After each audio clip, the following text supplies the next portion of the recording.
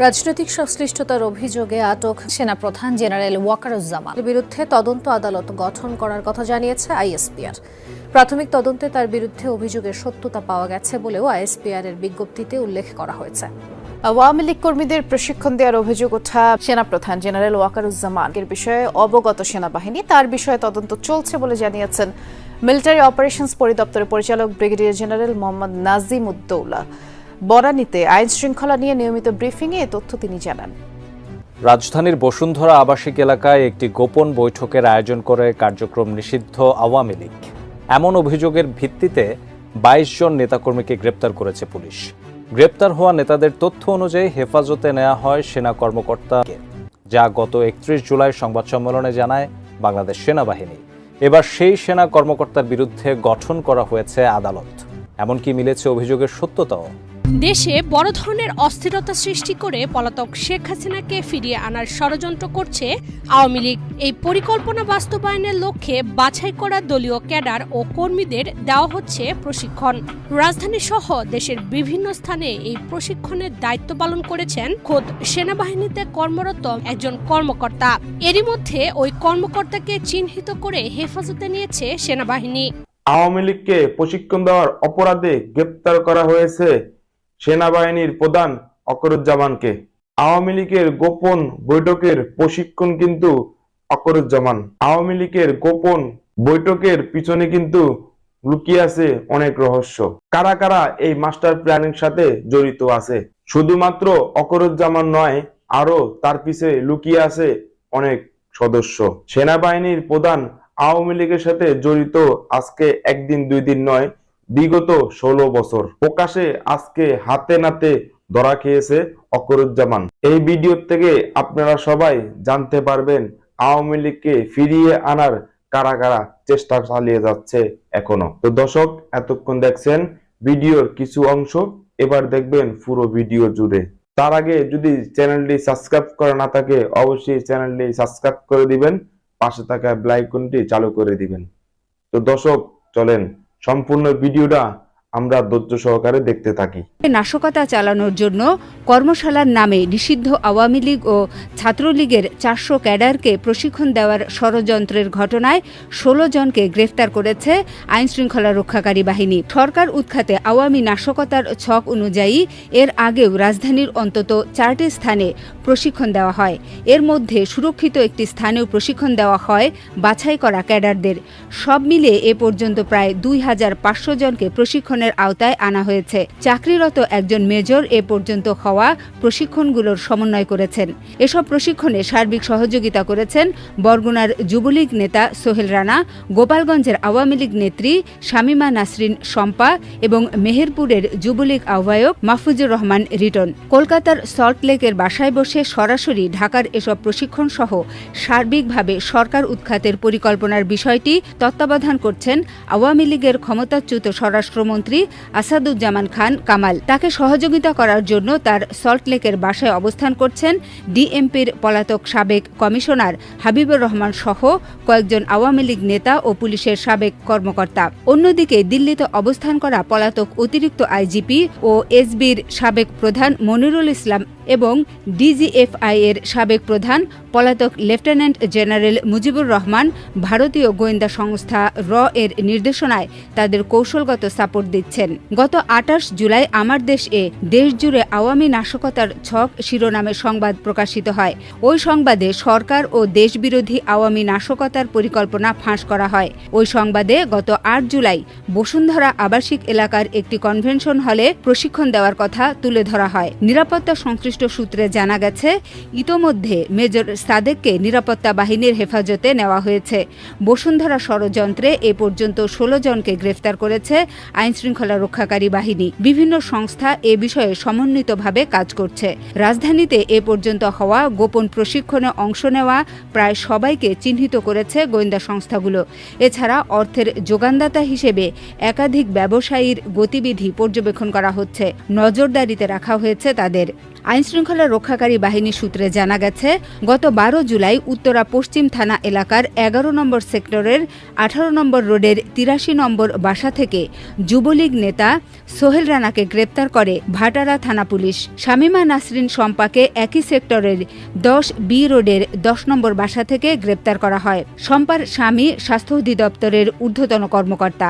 সোহেল রানা ও শম্পাকে মুখোমুখি জিজ্ঞাসাবাদ করে তথ্য যাচাই করা হয়। তাদের থেকে পাওয়া তথ্য অনুযায়ী মেজর সাদেককে হেফাজতে নেওয়া হয়। নিরাপত্তা সংশ্লিষ্ট সূত্রে জানা গেছে, মেজর সাদেকের সঙ্গে হাসিনা পুত্র সজীব ওয়াজেদ জয়ের যোগাযোগ এবং জয়ের নির্দেশেই তিনি ঢাকা শহরে আওয়ামী লীগ কর্মীদের সংগঠিত করছেন বলে যে তথ্য বেরিয়েছে তাও যাচাই করা হচ্ছে। বিমানবন্দর ও শাহবাগ দখল করে 3 থেকে 4 লাখ আওয়ামী নেতাকর্মীর সমাগম ঘটিয়ে সরকার উৎখাতের ষড়যন্ত্রের বিষয়ে জিজ্ঞাসাবাদ করা হচ্ছে। ইতোমধ্যে গ্রেপ্তার মেজর সাদেক, বরগুনার যুবলীগ নেতা সোহেল রানা, গোপালগঞ্জের আওয়ামী লীগ নেত্রী শামীমা নাসরিন শম্পা, মেহেরপুরের যুবলীগ আহ্বায়ক মাহফুজুর রহমান রিটনকে মুখোমুখি জিজ্ঞাসাবাদ করার পরিকল্পনাও রয়েছে নিরাপত্তা সংস্থাগুলোর। নিরাপত্তা বাহিনীর কর্মরত অফিসারদের মধ্যে আরও কেউ জড়িত কিনা তা বের করার চেষ্টা করা হচ্ছে। তবে মেজর সাদেকের মোবাইল ফোন জব্দ করা যায়নি। কী কারণে তার মোবাইল ফোন এবং ল্যাপটপ জব্দ করা যায়নি তা খুঁজে বের করতে সরকারের উচ্চ পর্যায় থেকে নির্দেশনা দেওয়া হয়েছে। এ বিষয়ে সশস্ত্র বাহিনীর সহযোগিতা নেওয়ার কথা বলা হয়েছে। সার্বিকভাবে আওয়ামী নীল নকশার বিষয়ে প্রতিনিয়ত সরকারের উচ্চ পর্যায়ে আপডেট দেওয়া হচ্ছে। সোহেল রানা এবং শম্পার দেওয়া তথ্য অনুযায়ী মেজর সাদেকের নির্দেশে দেশের বিভিন্ন স্থান থেকে তৃণমূল আওয়ামী লীগ কর্মীদের সংগঠিত করে বিভিন্ন স্থানে নাশকতা চালানোর প্রশিক্ষণ দেওয়ার জন্য ভাটারা থানা এলাকার বসুন্ধরা আবাসিক এলাকার ই ব্লকের 7 নম্বর রোডের 53A বাড়িতে অবস্থিত KB কনভেনশন সেন্টারের 2য় তলা ভাড়া নেওয়া হয়। 4 তলা বিশিষ্ট বিল্ডিংয়ের 2য় তলায় গত 8 জুলাই সকাল থেকে সন্ধ্যা পর্যন্ত প্রায় 400 কর্মীকে প্রশিক্ষণ দেওয়া হয়। মেজর সাদেক সেদিনের ওই কর্মশালার নামে সরকার উৎখাতে বিভিন্ন বিষয়ে প্রশিক্ষণ দেন।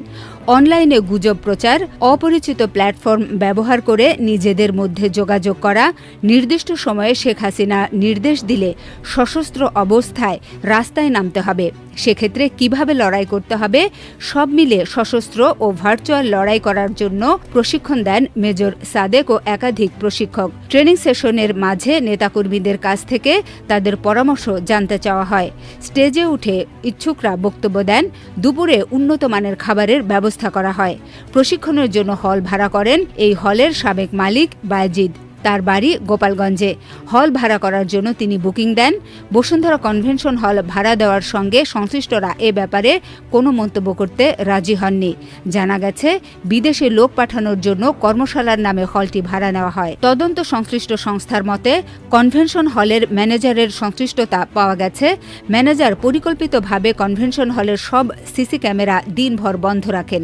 বসুন্ধরা কনভেনশন হলে প্রশিক্ষণ দেওয়ার আগে রাজধানীর বিভিন্ন এলাকায় আরও অন্তত 4টি প্রশিক্ষণ দেওয়া হয়। আগাম তথ্য পাওয়ার পর আইনশৃঙ্খলা রক্ষাকারী বাহিনীর জালে আটক হওয়ার কারণে আরও একাধিক প্রশিক্ষণ পরিকল্পনা নস্যাৎ হয়ে যায়।